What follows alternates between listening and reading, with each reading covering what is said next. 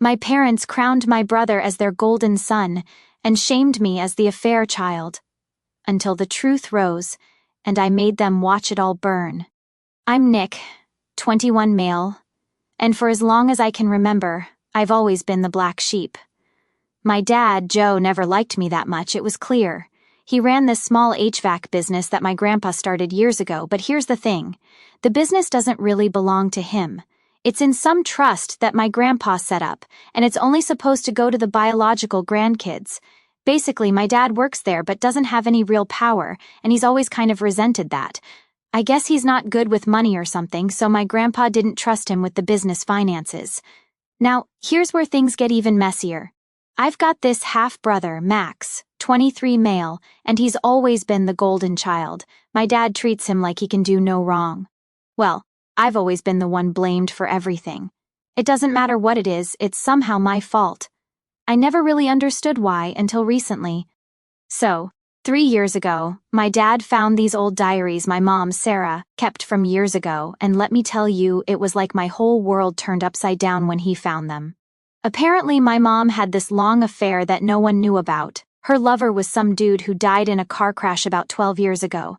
And here's the kicker. Oh, I said I wasn't going to use that, sorry. This affair lasted a while, like years. My dad's been sitting on this info ever since he found out, and it was a whole screaming match between them for days. At first, I thought it was just their usual fights, but then my dad dropped the bomb on me and Max. He basically tells us both we need to do DNA tests. Like, what? Max and I were just sitting there, stunned. Turns out my grandpa, the one who started the business, hated my mom because he always suspected she was fooling around. He was convinced that one of us, maybe both of us, wasn't my dad's real kid. So now, my dad's all fired up, because if it turns out either of us isn't his kid, that person gets nothing, nada, no claim to the family business, no inheritance, nothing. And I could just see it in his eyes. He was dead set on me being the one to get kicked out. He's always treated me like I didn't belong, like I wasn't part of the family. I used to think it was just me being paranoid, but this whole DNA test thing proved it. The only reason he cared about this at all was because of the business and the money. Otherwise, he wouldn't have given a damn about whether I was his or not. So, we all go down to this lab for the tests. The car ride there was probably one of the worst moments of my life. My dad was completely quiet, just staring straight ahead like he already knew what the results would say. Max was sitting next to me in the back seat, grinning like the smug jerk he's always been, like he was sure I'd be the one getting kicked out of the family. I just sat there, staring out the window, trying to wrap my head around the fact that my entire future was riding on a damn DNA test. We get the test done, and the waiting was hell. They told us we'd get the results in a few days, but those days felt like years. I barely slept, just lying awake thinking about all the ways this could go wrong. And honestly, I didn't know which would be worse, finding out I wasn't my dad's kid and getting kicked out, or finding out Max wasn't his kid and watching my dad's world crumble. Abrek. Finally, the day came. We went to the lawyer's office to get the results. My heart was pounding the whole time. The lawyer opens up the envelope and I swear it felt like the whole room went silent. Then he reads the results. I'm my dad's biological son, and Max, he's not. The whole room just froze. My dad's face went pale, and Max just stared, his jaw dropping like he couldn't believe it. I couldn't help but feel a twisted sense of satisfaction. After all these years of being treated like crap, I was the real son, not Max, the golden boy. But here's where things get even crazier. Turns out, the house we live in is also part of this whole trust deal. It was only supposed to go to the biological grandkids, which means it's mine now. My dad had always assumed Max would get everything, but now, legally, Max gets nothing. The business, the house, all of it, it's mine. Ebru, on the drive back home, my dad didn't say a word. Max, though, kept running his mouth, talking crap like this isn't fair and there must have been a mistake. He was acting like the test results were some kind of joke, but my dad, he looked broken. I've never seen him like that before. He's always been this tough, distant guy, but now he looked like someone had ripped his whole life apart. That night my dad tried to make things right. He came into my room and I could tell he'd been crying. I've never seen my dad cry before and it kind of freaked me out. He sat down on the edge of my bed and just started talking, saying he was sorry, that he'd messed up, that he wanted to fix things between us. He looked so desperate, like he was begging me to forgive him. But I couldn't. Not after everything, not after the way he treated me my whole life. So I told him, if you really want to make it up to me, kick Max out. You were ready to kick me out if I wasn't your son, so do the same to him. My dad just stared at me like he couldn't believe what I was saying. He started to argue, saying we could go to family counseling, that we could all try to fix this together. But I wasn't having it. I told him straight up, you were going to throw me out if I wasn't your kid, now it's Max's turn. He cried some more, but eventually he agreed. That night, Max was kicked out of the house and my dad was in tears the whole time. He didn't even yell or anything, just quietly told Max he had to go. Max was furious, obviously, but he didn't really have a choice. He packed up his stuff and left. And you'd think that after all of this, things would get better between me and my parents, right? Nope. If anything, things got worse. My dad's been walking around like a broken man ever since, and my mom, she's just been silent, like she hasn't said a word about any of this. It's like she's pretending none of this is happening, which honestly pisses me off even more. I don't even know what's next, but all I can say is this family is beyond repair. So, after Max got kicked out, you'd think things would chill out, right? Nope. If anything, it got more awkward around the house. My dad, Joe, was walking around like a ghost, barely speaking to anyone, and my mom, Sarah, was still silent, just pretending like none of this mess had happened. The house felt empty, even though I was still living there. I thought maybe kicking Max out would change something, but all it did was make my parents even more distant.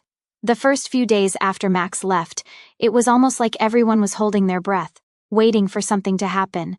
I could tell my dad was trying to figure out what to do next, but instead of talking to me like a normal person, he just stayed quiet. I knew he was hurting, but I wasn't exactly in the mood to comfort him. The guy had spent most of my life treating me like I didn't matter, and now I was supposed to feel sorry for him? Yeah, not happening. Bro. One night, about a week after Max left, my dad tried to have this big talk with me. He sat me down in the living room, looking like he hadn't slept in days.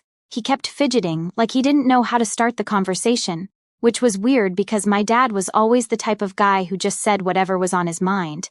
Finally, he started talking, and honestly, it was kind of pathetic. He was like, Nick, I know I haven't been the best father, and I know things are complicated now, but I really want to fix this. He kept going on and on about how he wanted to rebuild our relationship and make things right. He even started tearing up, which threw me off because, like I said before, I've never seen my dad cry until this whole DNA mess. I let him talk for a while, but the more he talked, the angrier I got. I was just sitting there, listening to him say how sorry he was, and how much he regretted everything, and all I could think was, why now? Why are you only sorry because Max isn't your kid? It felt like he didn't actually care about me, just about the fact that he couldn't rely on Max anymore. I couldn't shake the feeling that if the DNA test had gone the other way, I'd be the one out on the streets, and Max would still be the golden child. Shabrr, so I cut him off. I looked him straight in the eye and said, You're only sorry because you need me now. You don't actually care about me, you never did. You only care about the business and the money. My dad looked like I'd slapped him across the face. He just sat there, stunned, like he couldn't believe I was saying that. But it was the truth. I wasn't going to let him pretend like this was some heartwarming family reunion moment. It wasn't. He tried to argue, of course. He was like, No, Nick, it's not like that. I love you. I've always loved you. I didn't know how to show it. Yeah, sure, he loved me so much that he spent years treating me like garbage while Max got all the praise. I wasn't buying it. I didn't even bother responding. I just got up and left the room. I couldn't sit there and listen to him try to rewrite history like that. It was too much. I went upstairs to my room and slammed the door. I could hear him downstairs, pacing around, probably trying to figure out what to do next, but I didn't care. I was done with his fake apologies. After that, things got even more tense around the house. My dad trying to talk to me altogether, which I was fine with, honestly. My mom still wasn't saying anything. She was just there, like a statue. I started spending more time at work, trying to avoid being home as much as possible. The family business wasn't exactly my dream job, but at least it was a way to keep myself busy. That's when Max started calling me. At first, I ignored his calls. I mean, why would I want to talk to him? The guy had spent years treating me like dirt, and now that he wasn't the golden boy anymore, he suddenly wanted to reconnect? Yeah, no thanks. But he didn't stop.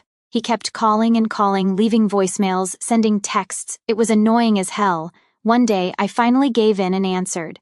I figured I might as well hear what he had to say. The second I picked up the phone, Max went off.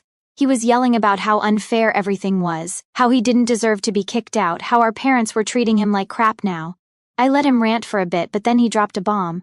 Max told me that our mom had cheated with more than one guy. Yeah, apparently the guy who died in the car crash wasn't the only one. There was another dude, some guy she worked with back in the day. And Max was threatening to tell our dad if I didn't help him get back in the house. Brooke, I was floored. Like, I knew my mom wasn't a saint, but I didn't expect this. Max kept going, saying that he had proof, that he'd found more of my mom's old diaries and letters that, basically, confirmed she'd been screwing around with multiple guys. He said he'd kept quiet about it all these years because he didn't want to ruin the family, but now that he was out on his ass, he didn't care anymore. Brooke, I didn't know what to say. Part of me wanted to call Max's bluff, but another part of me believed him. It explained a lot about why my dad was always so paranoid, and why he treated me the way he did. Maybe he'd always suspected that none of us were really his kids. Max was like, look, Nick, I don't want to blow this thing up, but if you don't help me out, I'm telling Dad everything. He'll kick Mom out, and this whole family's going to be destroyed. He was basically blackmailing me. I told him I'd think about it, and hung up the phone. I sat there for a long time, just staring at the wall, trying to figure out what the hell I was supposed to do. Max had always been a jerk, but this was next level. He was willing to blow up our entire family just to get back at me for kicking him out. And the worst part? I didn't know if I even cared anymore. Bro. By the end of the night, I decided I wasn't going to play Max's game. If he wanted to tell our dad, fine, let him. I wasn't going to help him just because he had some dirt on our mom. If our family was going to fall apart, it wasn't my job to hold it together, and with that, I made up my mind. I wasn't going to answer Max's calls anymore. If he wanted to burn everything down, so be it. A few weeks after Max threatened me with that whole "I'm going to blow up the family" crap, things somehow got even worse. Like, I didn't think it was possible, but here we were. My dad, Joe, was still moping around the house like someone had died, and my mom, Sarah, was still silent as ever. I was doing my best to just stay out of it all, going to work, coming home, and keeping my head down. But of course, nothing ever stays quiet for long in this family. One night, I came home from work, and the house felt weird. Like, you know when you walk into a place and you can just feel something's off? That was the vibe. I heard my parents talking in the kitchen, but it wasn't their usual low-key arguing. It sounded serious, like they were trying to keep their voices down but failing. My curiosity got the better of me, so I crept closer to the door, trying to hear what was going on. And that's when I heard it. My dad was yelling, "You think I don't know? You think I'm an idiot?" And my mom finally was talking back, her voice shaky. "Joe, please, it was years ago. It doesn't mean anything now." My heart dropped. Max had done it. He told my dad about the other guy, the one my mom had been seeing behind his back. I felt a weird mix of emotions: relief, anger, guilt. I mean, I knew Max was capable of doing it, but a part of me didn't think he'd actually go through with it. Now here we were, and my dad was finding out that my mom had cheated on him with multiple guys. I didn't want to listen anymore, so I went upstairs to my room and shut the door. But even up there, I could still hear them yelling. My dad was shouting about betrayal and how he should have left her years ago, while my mom was sobbing, saying it was all in the past and that she loved him. Brooke. It was brutal.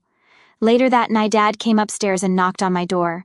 I wasn't in the mood to talk, but I opened it anyway. He stood there looking more broken than I'd ever seen him, like he'd aged 10 years in one day. He didn't say much, just asked if I knew about the other guy. I didn't lie.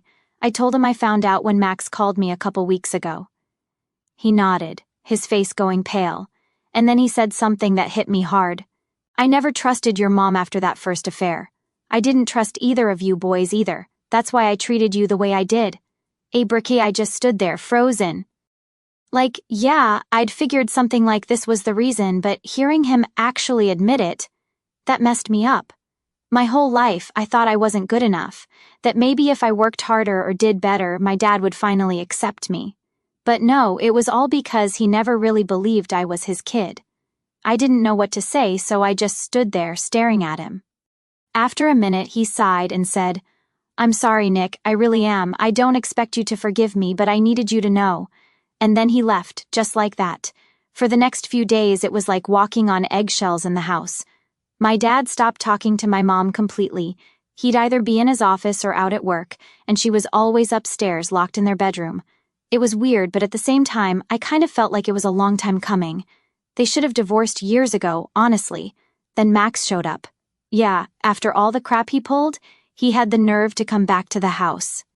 It was a Saturday, and I was just chilling in the living room watching TV, when I heard a knock at the door. I opened it, and there he was, standing on the porch with this smug look on his face, like he hadn't just nuked our entire family. "What the hell are you doing here?" I asked, not even trying to hide the anger in my voice. Max shrugged like it was no big deal. "I wanted to talk. Can I come in?" "No," I said, stepping outside and shutting the door behind me. "We don't have anything to talk about." Abru rolled his eyes. "Oh, come on, Nick, don't be like that. Look, I didn't want to have to tell Dad, but you left me no choice. You kicked me out, remember?" I couldn't believe what I was hearing. "You're really going to stand there and act like you're the victim in all of this?" Max sighed, like he was tired of the conversation already. "Look, it's not about that. I just want things to go back to the way they were. We were a family before all this, man." I couldn't help but laugh. "A family? Are you serious? We were never a family. You were the favorite, and I was the one Dad blamed for everything. You got whatever you wanted, and I was always the one left out. So don't give me that 'we were a family' crap." Max's expression changed. He wasn't smug anymore, he looked pissed. "You know what, Nick? Fine. I was the favorite, but at least I wasn't some bitter, jealous loser like you." That hit a nerve. I stepped closer to him, my fists clenched. "Get the hell out of here, Max. You're not welcome here anymore." He smirked, like he'd won some kind of victory. "Fine. But don't be surprised when Mom and Dad end up splitting because of all this. You're just as much to blame as I am." With that, he turned and walked away, leaving me standing on the porch, seething. After he left, I went back inside trying to calm down, but his words kept echoing in my head. "You're just as much to blame." Was he right? Had I played a part in tearing this family apart? I didn't want to believe it, but maybe there was some truth to it. Maybe if I hadn't pushed my dad to kick Max out, things wouldn't have gotten this bad. But then I remembered how they treated me, how they were ready to throw me out like I was nothing. Max wasn't innocent in all this. He'd been the favorite for years, and now that the tables had turned, he couldn't handle it. By the end of the night, I was drained. I didn't know what was going to happen next, but one thing was for sure, there was no going back to how things were before. This family was broken, and no amount of fake apologies or half-hearted attempts to fix it were going to change that. Things didn't calm down after Max's visit. In fact, it felt like everything was starting to unravel faster than ever. My dad was barely at home anymore. He'd leave early for work, come home late, and when he was here, he was just locked up in his office. My mom, Sarah, still wasn't talking to him, or to me for that matter. It was like she was just checked out. I guess when your whole life blows up, it's hard to know how to handle it, but still, it was weird watching my parents fall apart like this. It felt like I was living with strangers, and honestly, I was starting to lose it too. It's not like I was ever close to my parents, but I wasn't expecting things to get this bad. The house was dead quiet all the time, and I couldn't shake the feeling that the whole situation was somehow my fault. Like maybe if I'd handled things differently with Max, or if I hadn't pushed so hard for him to get kicked out, maybe this wouldn't have blown up the way it did. But every time I started to feel guilty, I'd remind myself that they were ready to throw me out if I hadn't been my dad's biological son. So why should I care? But here's the thing, caring or not, living in a house where everyone's pretending the other doesn't exist is pretty messed up. A couple weeks after Max's little visit, my dad came to me again, but this time he didn't look sad, he looked determined, and that's when I knew something was up. "Nick, we need to talk," he said, standing in my doorway. I sighed. already tired of whatever conversation this was about to be. What is it now? Eberfree came in and sat down on the edge of my bed, like he was trying to figure out how to start. I've been thinking, he began, rubbing his hands together nervously, and I've decided to file for divorce. Bro, I sat up straighter. Wait, what? He nodded, his eyes still fixed on his hands. I can't do this anymore. Your mom, I can't forgive her for what she's done. I thought maybe I could, but I can't. There's too much damage. For a second I didn't know how to respond. I mean, I wasn't shocked. This felt like it was bound to happen sooner or later, but hearing him actually say it was different. So that's it? You're just going to end it? Eber, my dad sighed, finally looking up at me. Yeah, I know it's a lot to take, but it's the right thing to do. I've talked to a lawyer, and we'll get started on the paperwork soon. I wanted to tell you first. I didn't know what to feel. On one hand, I couldn't really blame him. My mom had lied to him for years. But on the other hand, this was going to be the end of whatever little bit of family I had left. Does Mom know? I asked, already guessing the answer. Berke? He shook his head. Not yet. I'll tell her soon. I wanted to make sure you were okay with it first. Kibro, was I okay with it? I mean, did it even matter if I was? It wasn't like I had a say in what happened between them. Still, the thought of my parents splitting up felt strange, even though things had been terrible for a long time. Yeah, I guess, I mumbled, not really sure how to express what I was feeling. My dad stood up and patted me on the shoulder, which felt weird and awkward. I'm sorry, Nick. I know this hasn't been easy for you. And then he left the room, leaving me sitting there, trying to process what was happening. Divorce. My parents were actually getting divorced. Part of me wanted to say good riddance, but another part of me felt sad, I guess. I don't know, maybe it was the finality of it all that got to me. Hebrew. The next few days were tense. I kept expecting my dad to drop the bomb on my mom, but he didn't. Instead, it was just more of the same. Silence, avoidance, everyone pretending like the house wasn't about to fall apart. I didn't know when he planned to tell her, and honestly, I wasn't sure I wanted to be around when it happened. And then one night, it happened. I was in my room, trying to fall asleep, when I heard shouting from downstairs. My heart sank, and I knew instantly that my dad had finally told her. I couldn't make out everything they were saying, but I could hear enough. My mom was crying, screaming about how he couldn't do this, how she'd made mistakes but she still loved him. My dad, though, wasn't backing down. He was shouting too, yelling about betrayal and how he couldn't trust her anymore. It was ugly, really ugly. I stayed in my room, listening to them tear each other apart, feeling like I should have done something, anything, but knowing there wasn't much I could do. After what felt like forever, the shouting finally stopped. I heard my mom sobbing as she ran up the stairs and slammed the door to their bedroom. The next morning, the house was even quieter than usual. My mom didn't come out of her room at all, and my dad was acting like nothing had happened. He sat at the kitchen table, drinking his coffee and reading the newspaper like it was just another day. I didn't know what to say to him, so I didn't say anything.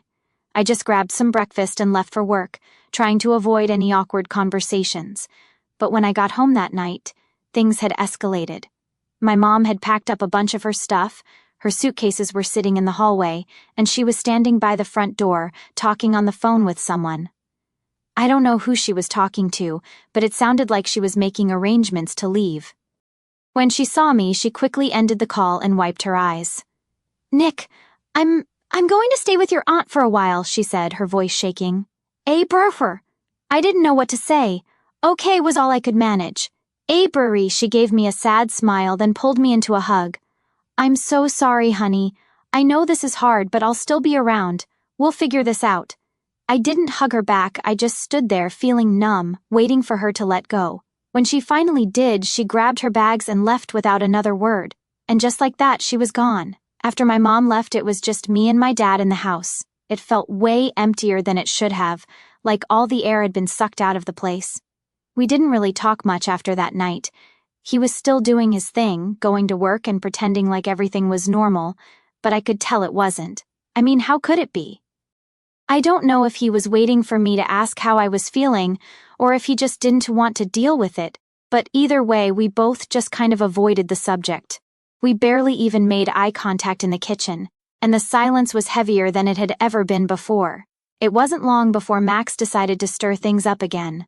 I swear, the guy's like a bad rash that just won't go away. One day I'm sitting at home after work, just trying to watch TV and forget about the fact that my family's falling apart, and I get a text from Max, "We need to talk." Abrahur.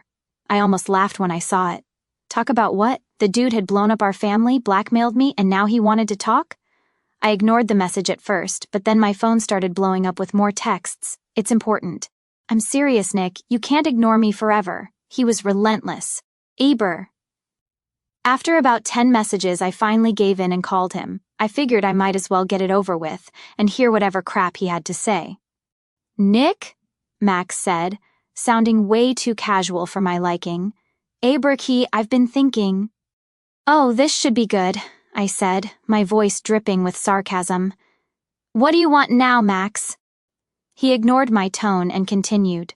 "Look, I know things are bad between us, but you got to understand this whole thing wasn't my fault." Abraham, I scoffed. "Not your fault? You're the one who told Dad about Mom's other affair. You're the one who started this whole mess." Max sighed, like he was the victim here. "Yeah, but come on, Nick. Don't act like this family was perfect before that. I don't know. I did what I had to do. Abraham, I could feel my blood boiling. What you had to do. You ruined everything, Max. You threw us all under the bus because you were mad you got kicked out. Don't act like you're some innocent bystander." He didn't say anything for a second, and I thought maybe, just maybe, he'd finally shut up. But nope, he kept going. I know, but look, I have a plan." Abraham rolled my eyes. "A plan? Really? What kind of plan?" Max sounded excited now, like he actually believed this was a good idea. "We need to get Mom and Dad back together." Abraham. I almost dropped my phone. "What?" "Think about it, Nick. If we can get them to talk, to work things out, maybe things can go back to normal. We were a family once, right? Are you out of your mind? I couldn't believe what I was hearing. They're getting divorced, Max. It's over. There's no fixing this." Ebery. But Max wasn't listening. He was already rambling about how we could stage some kind of intervention or family meeting, get everyone in the same room and force them to talk it out. He actually thought this was going to work, like some cheesy movie where everyone hugs at the end and everything's fine. I cut him off. "Max, stop. Just stop. This isn't a movie, okay? You can't just force people to forgive each other and move on. Dad's done. He's already filed for divorce, and Mom, she's living with Aunt Karen now. It's over." There was a long pause on the other end of the line. Finally, Max spoke again, but this time his voice was quieter, more serious. "Nick, I don't want to lose this family." Adao, I didn't know what to say to that. Part of me wanted to laugh in his face, like, "Really, Max? After everything you've done, now you care about the family?" But another part of me felt bad for him, I guess. As much as I hated to admit it, he wasn't the only one who'd lost something. We all had. "Look," I said, my tone softer now, "I get it. This sucks for all of us. But there's nothing we can do. It's too late." Max didn't respond right away, and for a second I thought maybe he'd finally understood. But then he said, "Well, I'm going to try anyway." And that's when I knew Max was a lost cause. He was stuck in this fantasy where everything could just magically be fixed if we all tried hard enough. I wished it were that easy, but life doesn't work like that. After I hung up, I felt this weird mix of emotions, anger, sadness, frustration, all of it wrapped together. I didn't know how to move on from this. My parents were done, my mom had left, my dad was a wreck, and Max, he was delusional, thinking he could somehow put the pieces back together. The next few weeks dragged on, and things didn't really get any better. My dad stayed locked in his office most of the time, and I just kept going to work, trying to distract myself from the mess at home. But no matter how much I tried to ignore it, it was always there, hanging over my head like a dark cloud. One night, after another long day at work, I came home to find my dad sitting at the kitchen table. He looked up when I walked in, and for the first time in a while he actually spoke to me. "Nick," he said quietly, "I'm sorry." I froze. I wasn't expecting that. "For what?" "He burka for everything," he replied, looking down at his hands. "I've messed up. I've made a lot of mistakes, and I know I can't fix all of them, but I'm trying. I don't want us to end up like them, like me and your mom." Aberfer. I didn't know what to say. It was the most honest thing I'd heard from him in a long time, and it caught me off guard. I'd spent so much time being angry at him, blaming him for everything, that I didn't know how to respond when he actually showed some vulnerability. So I just nodded. Yeah, me neither. We didn't say much after that. It wasn't some big emotional moment or anything, but it was something. Maybe things weren't totally broken after all.